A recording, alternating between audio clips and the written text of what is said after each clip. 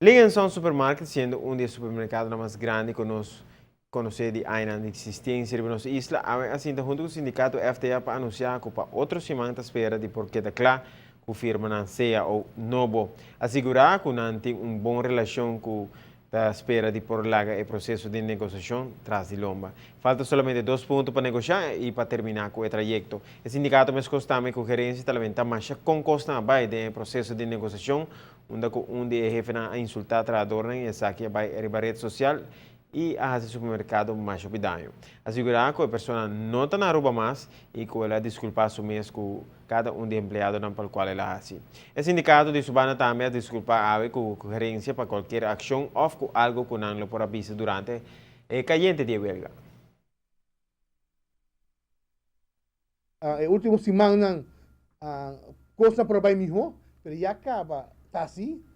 tá mais fácil para assim, dano, mas difícil para recuperar. Pero não se convenci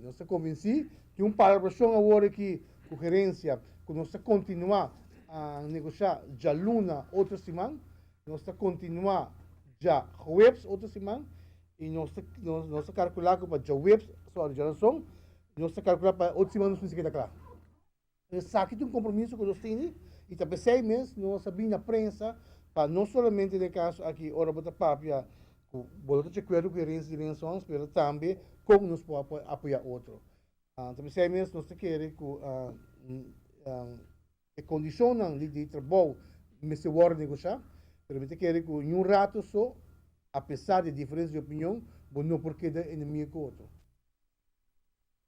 Liganson Supermarket, a bouw de manejo de conocido Richard Iman, ele assegura que o mercado forma parte de uma companhia grande de Holanda, sólido financeiramente, com o hobby plano para seguir desenvolvendo o mercado de Aruba com uma companhia espetacular para o cliente.